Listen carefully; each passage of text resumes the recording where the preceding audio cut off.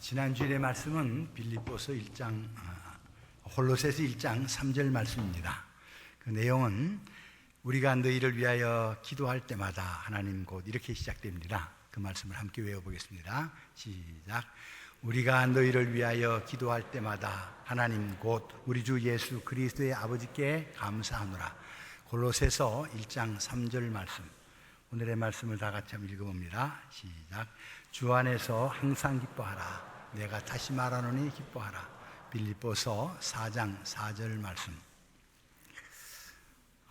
2016년도가 시작된 지 오늘 3일째가 벌써 됩니다. 첫 주일 예배를 이렇게 드릴 수 있도록 하나님 인도해 주신 것 감사합니다. 금년에도 하나님의 은총이 예배드리는 여러분 모든 성도들의 가정과 일터마다 충만하기를 축원합니다. 아멘. 이렇게 한 해를 지나면서 또 뒤돌아보면, 우리가 살아온 세월들을 뒤돌아보면은 하나님께서 여러 가지 은총을 베풀어 주셨구나 하는 것을 깨닫게 됩니다. 저 자신의 삶을 뒤돌아봐도 참 좋은 스승을 만났구나 하는 그런 생각을 해봅니다.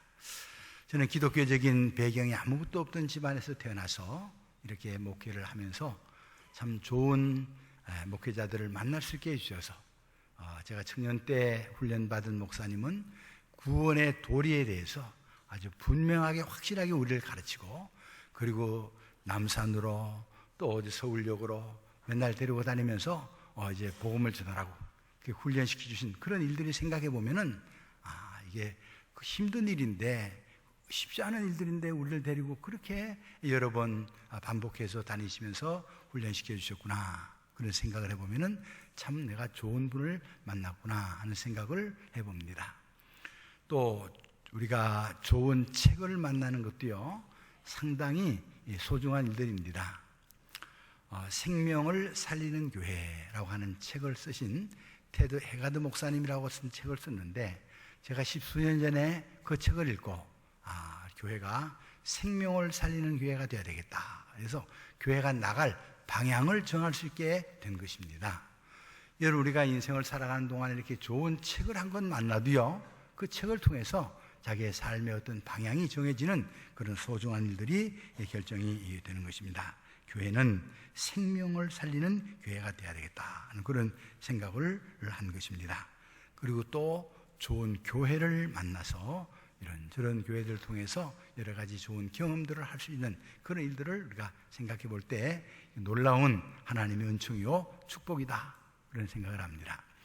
생명을 살리는 교회라고 하는 방향을 이렇게 정해주고 나갈 때 생명이 무엇인가 하는 그런 생각을 하지 않을 수가 없습니다. 또 목회자는 이 세상을 떠나가는, 그래서 생명을, 마지막 생명이 끝나는 그런 일들을 지키는 일들을 자주 합니다. 그래서 이제 세상 떠나셨습니다. 생명이 끝났습니다. 그런 이야기들을 들을 때 또 그런 이야기를 하게 되는데, 의학적으로 이렇게 생명이 무엇인가 그럴 때 의학적 의사의 소견들은 이 심장이 계속해서 박동이 뛰는 것, 그 다음에 뇌가 활동을 계속해서 하는 것, 그리고 호흡이 정지되지 않고 자기 스스로가 숨을 계속 쉴 수 있는 것, 이런 사람들은 살아있는 사람이라 그렇게 말합니다. 그리고 이 세 가지가 다 이제 정지가 되면 사망했습니다, 그렇게 진단을 합니다. 여러분, 호흡이 멈추지 않고 계속 뛰고, 또 뇌 활동이 이렇게 정지되고, 또 이제 우리가 심장이 뛰고, 이런 것을 살아있는 사람들은 다 그렇게 합니다. 근데 생물학적으로 그런 일이 다 끝나는 일이 생명이 끝났다, 이렇게 이제 진단을 하는 것이 비슷해도 종교적으로는 해석을 조금 달리 합니다. 종교적으로는 영혼과 육신이 서로 분리되는 것, 나누어지는 것, 그것을 죽음이라 이렇게 말하고, 생명이, 우리 영혼이 육체 속에 들어와 있을 때는 이 사람은 살아있는 사람이라 이렇게 이야기를 하는 것입니다. 그래서 예수님께서도 마태복음 27장 50절에 보면은 예수께서 다시 크게 소리를 지르시고 영혼이 떠나가시니라 이렇게 말씀을 하고 있는 것은 영혼이 떠나가시는 것, 그것이 죽음이라. 그래서 우리가 생명이라고 할 때 의학적인 생명, 종교적인 생명, 외부적인 모습은 비슷해도 해석은 좀 달리하는 그런 모습을 봅니다. 생명을 살리는 교회, 이런 방향을 정해놓고 우리 교회가 이제 생명을 살리는 그런 교회가 되면 좋겠고, 또 이 예배당을 건축할 때 우리 이 교회 예배당에다가 생명을 담았으면 좋겠다, 그런 생각을 해봤어요. 이 교회에다가 생명을 어떻게 담을까? 그리고 하나님, 생명이 뭡니까?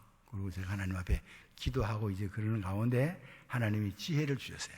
생명은 빛이다. 그래서 본당에는 빛을 담아야 되겠다. 그래서 설계하신 우리 교회 집사님하고 상의를 했습니다. 이 본당에 빛을 담을 수 있도록 설계를 해주시기 바랍니다. 그래가지고 집사님이 빛을 담도록 설계해 주셨어요. 우리가 창문이 별로 없습니다, 예배당에. 그런데 이제 평일날도 우리가 교회 와 보면은 이 천정으로, 여러분들 안 보이는 저 천정 위로 크게 창문이 2개가 있어서 이 강대상 위에는 빛이 환하게 들어옵니다. 그래서 이 강대상 위에서 동백꽃이 피는 걸 여러분들이 봤을 거예요. 빛이 항상 이렇게 들어오는 그런 예배당으로, 빛을, 생명을 담는 그런 예배당으로 이렇게 설계를 했고 그렇게 지어졌습니다. 그리고 또 생명이 뭔가, 그리고 기도를 이렇게 해보니까 모든 생명들이 흙에서 이렇게 솟아나오는 거 보면서 생명은 흙이다. 그래서 흙을 어떻게 표현할까? 그리고 우리 집사님, 설계하신 집사님하고 상의하는 중에 아이디어가 황토방을 만들면 그러면 좋겠습니다. 그래가지고 1층에는 황토방이 있어요. 아이들이 누워있는 아이들이 황토방에 누워있으니까 엄마들이 꽤 좋아하더라고요. 황토방은 아토피도 안 걸린다고. 그러면서 지금 아이들이 그렇게 생명 속에 자라나는 그런 일들을 하고 있습니다. 또 생명이 뭘까? 그리고 이제 생각해 보니까 생명이 인간의 몸에 80%가 물이라고 그래요. 물이 없으면 생명이 유지되지 않는 것을 보면서 생명은 물이라. 물을 어떻게 표현할까? 이제 설계하시는 우리 집사님이 여기 앞에 물이 그냥 언제든지 흐르도록 폭포수처럼 그렇게 설계를 해가지고 생각을 해보니까 뭐 만들 수는 있겠는데 관리가 이게 보통 문제가 아니에요. 겨울에 꽝꽝 얼으면 어떡하냐, 그런 생각 들고 여러 가지 어려움이 들어서 그러면 분수로 나타내자. 그래서 바깥에 이제 이렇게 분수를 해서 여름이면은 우리가 32구멍의 분수가 이렇게 올라오는 그런 일들을 합니다. 그래서 우리 교회가요, 스토리가 있는 교회예요. 생명을 살리는 교회에 빛을 담고 황토방을 하고 물을 만들어서, 그래서 혹시 멀리서 누가 친척들이 오거든 제가 한 이야기를 꼭 그대로 해 주십시오. 우리 교회는 생명을 담고 있는 교회입니다. 그래서 이렇게 생명의 이야기가, 이런 이야기가 있습니다. 그런 이야기를 해주는 건 매우 중요한 일이라고 생각이 됩니다. 그래서 이 생명의 본질, 뭐 물이나 햇빛이나 이런 것이 생명의 본질이 아닌데 성경 속에 보면은 생명의 정말 본질이 누굴까, 무엇일까? 그럴 때 모든 생명을 창조하신 하나님이 생명의 본질이다 하는 걸 알 수가 있고요. 또 이제 예수 그리스도께서 내가 곧 길이요 진리요 생명이니 나로 말미암지 않고는 아버지께로 올 자가 없느니라. 요한복음 14장 6절에서 그렇게 말씀하셔서 생명의 본질은 예수님이시다 하는 것을 우리가 알 수가 있습니다. 나는 부활이요 생명이니 나를 믿는 자는 죽어도 살겠고 무릇 살아서 나를 믿는 자는 영원히 죽지 아니하리니 하는 이 예수님의 말씀 보면은 예수님이 생명의 본질이구나. 또 영이신 이제 이 성령님도 생명의 본질이다. 그러면서 성경에 보면은 살리는 것은 영이니 육은 무익하니라. 이런 말씀을 통해서 보면은 생명의 본질이 하나님이시고 예수님이시고 성령님이시라 하는 것을 우리가 알 수가 있습니다. 이렇게 생명의 본질을 이제 이렇게 하나님은 교회라고 하는 이 기관을 통해서 그것을 나타내고 있습니다. 그리고 그런 일들이 이 교회 공동체를 통해서 생명이 점점 풍성해지고 죽었던 생명들이 살아나는 이런 일들을 이루어가도록 하나님께서는 교회를 세우시고 그 교회를 통해서 우리에게 이런 소명들을 맡겨주셨습니다. 오늘 그 중에 빌립보 교인들에게 편지를 쓴 편지의 내용을 통해서 이제 우리가 몇 가지 함께 은혜를 나누고자 하는 것입니다. 빌립보 교회 교인들에게 편지를 쓰면서 바울 사도가 이렇게 말합니다. 그러므로 나의 사랑하고 사모하는 형제들. 빌립보 교인들에게서 나의 사랑하고 사모하는 형제들. 빌립보 지금 바울 사도는 로마 감옥에서 편지를 씁니다. 빌립보에 가고 싶어도 갈 수도 없고 당신은 뭐 전화도 안 되고 다 그래서 늘 거기에 뭔가 사모하는데 나의 사랑하는 사람들, 사모하는 형제들이라 그래요. 제가 이 글을 이렇게 이 편지를 이렇게 읽으면서 마음속에 이렇게 찔리는 게 있었어요. 지난 2달 남짓한 기간 동안에 저희 가정에는 여러 가지 세상을 떠나는 분들, 여러분들이 세상을 떠나는 분들이 있었어요. 형님 2분, 형수님 2분, 이렇게 해서 4분이나 이제 이렇게 가까운 친척들이 이렇게 세상을 떠나는 그런 일들을 제가 경험을 했습니다. 그러면서 이렇게 형제들이 세상을 떠나고 나니까 더 이렇게 마음속에 사모하는 마음이 생겨요. 형들로부터 좋은 추억을 가졌던 그런 추억을 가졌던 일들이 생각이 나면서 왜 이런 생각을 못했지? 그런 생각을 하게 되는데 그 생각이 뭐냐면 제가 요즘 치과 치료를 좀 받고 있습니다. 치과 치료를 안 받을 때는 이가 그렇게 중요한지 몰랐어요. 근데 치과 치료를 받으면서 이가 이렇게 중요한구나. 근데 이제 시골에 살던 형님이 어디 괜찮으세요? 그럴 때 내가 다른 건 다 괜찮은데 이가 좀 안 좋아. 그런 얘기를 들은 기억이 나는데 그 형님 모시고 한 번도 내가 치과를 못 가봤어요. 이게 내가 왜 그런 생각을 못했을까? 또 이제 가까운 사람들이 세상을 떠나고 나니까 비로소 겨우 이제 철이 드는 것 같고 그런 생각을 하게 된단 말이죠. 여러분, 저희 부모님도 이제 치아가 안 좋아가지고 틀니를 뺐다 끼웠다 하는 걸 여러 번 보면서도 엄마가 치아 틀니를 가지고 살기가 얼마나 힘들까? 그런 생각을 한 번도 못하고 내 이빨이, 내 치아가 괜찮으니까 그냥 괜찮은 걸로만 생각했어요.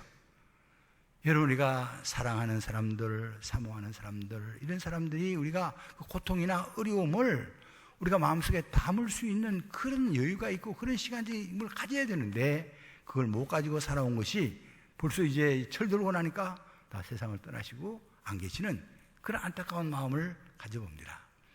여러분, 이 나의 사랑하고 사모하는 형제들, 바울 사도는 이 형제가 뭐 결혼도 안 했어, 이제 그 가족들이 아니겠지만 믿음으로 난 자녀들이겠지만 가족들이겠지만 그래 표현하면서 나의 기쁨이요 면류관은 사랑하는 자들아, 이렇게 빌립보 이제 교인들을 향해서 말씀하고 있는 그런 모습을 봅니다.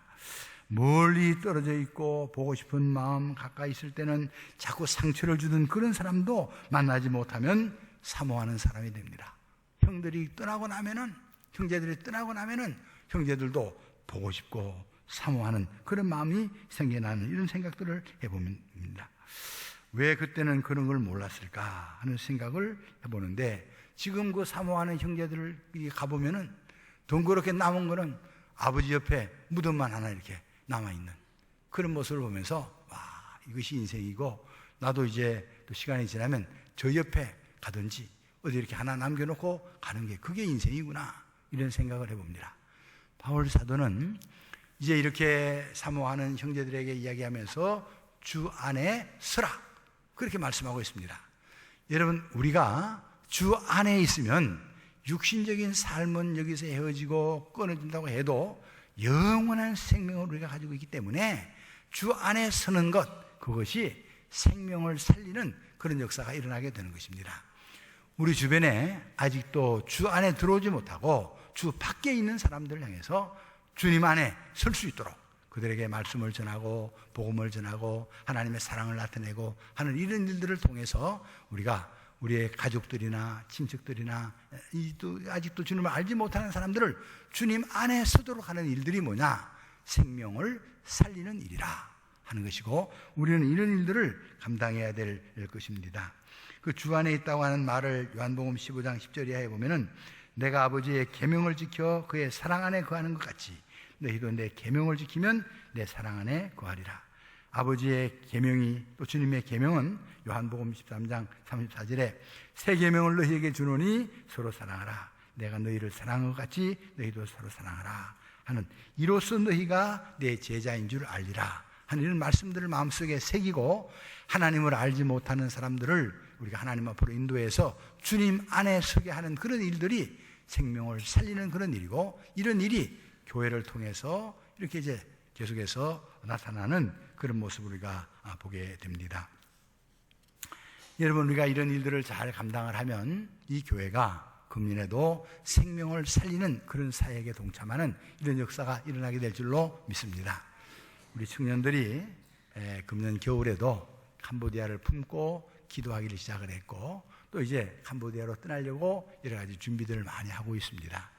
캄보디아라고 나라는 우리가 잘 모르는 나라이긴 하지만 그래도 이렇게 우리 청년들이 몇 번 다녀오고 또 그곳에 병원을 세우고 기도하고 그러면서 그 나라를 품을 수 있는 은혜를 주신 것도 그들을 생명을 살리는 그런 일을 위해서 출발하는 그런 일이라고 생각이 되고, 금년에 우리가 각 기관들이나 또 우리 남녀 선교회에서 여러 번 선교하는 일들을 우리가 만들어서 우리가 함께 참여하고 또 그래서 생명을 살리는 일에 함께 동참하는 그런 일을 만들어 보려고 합니다. 그리고 계속해서 주 안에 서는 일들을 우리가 감당해야 될 것입니다. 또 2절에 보면 내가 유오디아를 권하고 순두개를 권하노니 주 안에서 같은 마음을 품어라, 이렇게 말씀하고 있습니다. 유오디아와 순두개가 누군가? 이 빌립보 교회에 이제 교인이 처음에는 이렇게 해석했던 분들이 있어요. 유오디아스, 그러면 그게 남자 이름이고 유오디아 그 여자 이름인데, 이 유오디아스 이렇게 이제 번역을 해가지고 부부일 거다, 그렇게 이제 이야기를 해석을 했는데, 이제 요즘 이렇게 그 바클레이 주석이나 그 외 주석들을 보면은 초대교회의 여성 교우들입니다, 이렇게 나옵니다. 아마도 빌립보 교회의 시작이 이 두 사람을 통해서 빌립보 교회가 시작된 것이 아닌가, 이렇게 생각하면서 교회를 시작할 때 교회의 기둥 같은 두 이 성도들 사이에 문제가 뭐냐면은 다툼이 생겨가지고 마음이 서로 한 마음이 같지 않은 것에 대해서 저기 로마에 있는 바울 사도까지 소식이 들려졌습니다. 그래가지고 유오디아와 순두개를 권하노니 같은 마음을 품어라, 주 안에서 같은 마음을 품어라, 이렇게 말씀하고 있습니다. 우리가 함께 교회를 섬겨가는 사람들 중에도요, 주 안에서 신앙생활을 하는 중에도 이렇게 분쟁이 생기고 불평함이 생기고 상처를 입고 이런 일들이 자꾸 생깁니다. 어렵고 힘들 때는 같이 했는데, 그리고 이제 넉넉해지고 풍요롭고 모든 게 이제 뭐 괜찮은 만한데, 그때 사탄은 사람들 사이에 불신의 씨를 뿌리고 그래서 분쟁하고 불협화한 그런 일들이 생겨납니다. 근데 이 유오디아와 순두개라고 하는 사람은요, 이 사람들이 교회를 초대교회에서 아주 잘 섬긴 빌립보 교인이면 틀림없을 텐데, 그래도 분쟁을 한 사람 누구냐 그러면 유오디아, 순두개, 이런 이름이 붙는단 말이죠. 대통령 가운데도 그런 분들이 있어요. 정말 여러 해 동안 충성스럽게 나라를 세우고 공장도 세우고 일자리도 많이 만들고 뭐 그렇게 훌륭한 대통령 일을 했는데도 불구하고요, 한마디로 그 사람 이름 되면 그분은 독재자, 그렇게 이제 이름이 이렇게 붙는 사람이 있단 말이죠. 어떤 분은 그냥 대통령 끝날 때 IMF 와가지고는 별 재미없는 대통령으로 제일 인기가 없었는데 돌아가시고 나니까 새로운 이름이 붙었어요. 민주주의를 향한 투사. 그래가지고 훌륭한 대통령으로 남는 이런 모습들을 이렇게 바라보면서 우리가 이제 신앙생활 해가는 중에도 어디 잘못하면 이런 이름 붙을 수 있고 저런 이름 붙을 수 있습니다. 이제 이 교회 안에서 같은 마음을 품으라 하는 이런 마음을 우리가 잘 마음속에 새기고 분쟁이 없이 항상 주 안에서 같은 마음을 품고 섬기는 이런 은혜와 축복이 우리 모두에게 함께 하시기를 바랍니다. 그 다음에 4절에는 주 안에서 항상 기뻐하라, 내가 다시 말하노니 기뻐하라, 이게 주 안에서 기뻐하라고 말씀하고 있습니다. 지금 바울 사도가 말씀하는 그 형편이나 또 우리 형편이나 어떻게 보면 비슷한 일들이 있는 것 같아요. 그 당시에 로마는요, 고대 로마는, 이 로마 사회는 헬라의 찬란한 문화를 가지고 있었습니다. 로마 사회는 큰 권력과 힘을 가지고 있었어요. 군대를 가지고 있었습니다. 그럼에도 불구하고 그 로마 사회를 살아가고 있는 백성들은 대단히 침울했습니다. 대다수의 국민들은 허탈감과 좌절감과 절망감에 휩싸여 있었습니다. 그런데 예수 믿는 사람들, 그리스도인들은 역경과 핍박과 박해 중에도 기쁨과 소망이 충만한 그런 사람들이었습니다. 그래서 영적으로는 이제 200년 후에 313년에 로마 제국에서 기독교가 이렇게 국교화되는 그런 일들이 일어난 것은, 그것은 이렇게 영적으로 로마 제국을 점령할 수 있던 것은 바로 그들이 기쁨과 소망 가운데서 생활했기 때문이라, 이렇게 해석을 할 수 있게 되는 것입니다. 오늘날 우리 사회도 꽤 비슷한 그런 모습을 봅니다. 지난 연말에 우리나라의 무역 흑자가 800억 불이 넘는다고 하는 그런 이렇게 뉴스가 나왔는데도 한 사람도 기뻐하는 사람이 없어요. 몇십 년 전에 이익이 남은 게 800억 불이 아니고 전체 수출한 것이 100억 불 달성했을 때 온 나라가 엄청 큰 잔치를 하고 뭐 기뻐하고 그런 일들이 있었던 것을 기억을 합니다. 그런데 남은 게 800불이었는데 그때 100억 불 수출할 때는요, 엄마들 머리 잘라서 팔고 돼지 잡으면 돼지 털 팔고 뭐 이래가지고 다 그런 거 이런 거 다 팔은 게 이제 그건데, 지금은요 파는 것도 보면 뭐 팔리는 것도 보면 꽤 좋은 것들 팝니다. 자동차 팔고 뭐 핸드폰 팔고 뭐 냉장고 팔고 이래가지고 다 꽤 세련된 물품들을 팔아가지고도 800불에 남았는데 기뻐하는 사람들이 없어요. 꽤 우리는 지금 잘 사는 그런 나라에 속하는 국민입니다. 그런데 잘 사는 줄을 모르고 있어요. 지난 연말에 우리 그 원단 예배 준비하느라고 이 교육부 전도사님들이 교회에 와 있었어요. 그래서 이제 점심 식사를 같이 하는데 새로 우리가 승합 자동차를 하나 샀거든요. 그래서 거기에 있어서 우리 새 자동차 타러 가자 그러면서 그 전도사님한테 올라가가지고 저기 비닐을 다 뜯어봐라. 새 자동차 비닐을 뜯는 기분이 괜찮다. 이거 새 자동차 사가지고 비닐을 뜯는 이런 기분이 아무나 누리는 거 아니니까 전도사님들이 한번 올라가서 뜯어보라고. 그러니까 신나서 들어가가지고 새 자동차 비닐을 뜯으면 이것도 뜯어도 돼요, 이것도 뜯어도 돼요. 그래서 아주 잘 뜯었어요. 재밌게. 그리고 이제 자동차를 타고 식당으로 가면서 옛날 얘기를 했습니다. 내가 신학교 다닐 때는 우리 신학교에 자동차 딱 2대 있었다. 한 대는 학장님 차, 한 대는 교수님이시면서 선교사님이신 그 차. 그분은 미국 차기 때문에 내가 무슨 차인지 모르지만 학장님이 타던 차는 내가 뭔가 지금도 안다. 마크4를 탔다. 그랬더니 뭐 이 사람들이 마크4가 뭔지도 몰라요. 그런 차가 있었다고.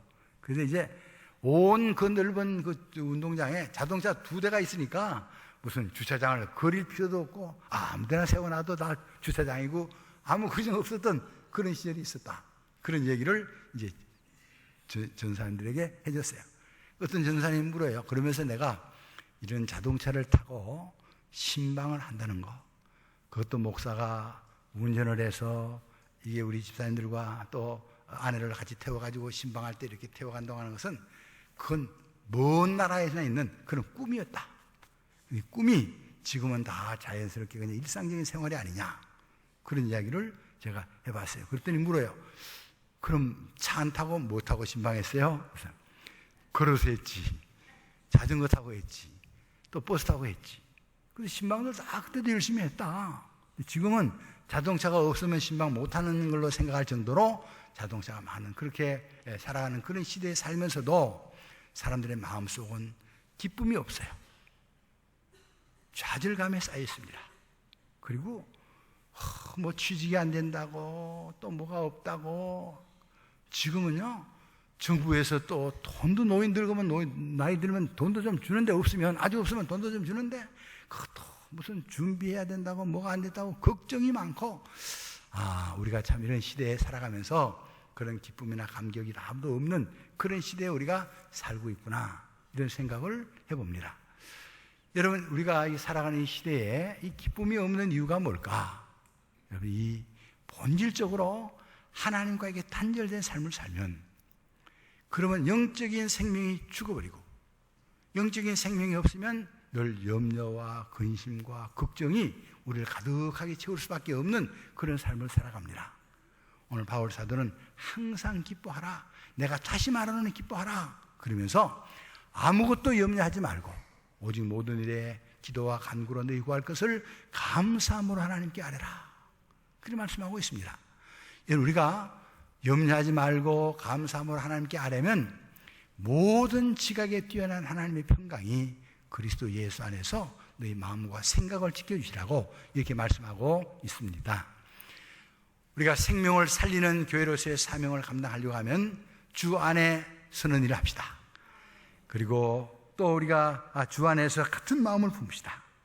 주 안에서 항상 기뻐하고, 그래서 바로 이 생명과 관계된 그런 역사를 통해서 주의 몸된 교회를 통해서 금년에도 생명을 살리는 이런 일들이 계속해서 일어나기를 주님의 이름으로 축원합니다. 아멘. 기도드리겠습니다. 아버지 하나님, 오늘 우리가 하나님 전에 나와 이렇게 예배를 드리며 주님 안에 서고자 하는 그런 열망을 가집니다.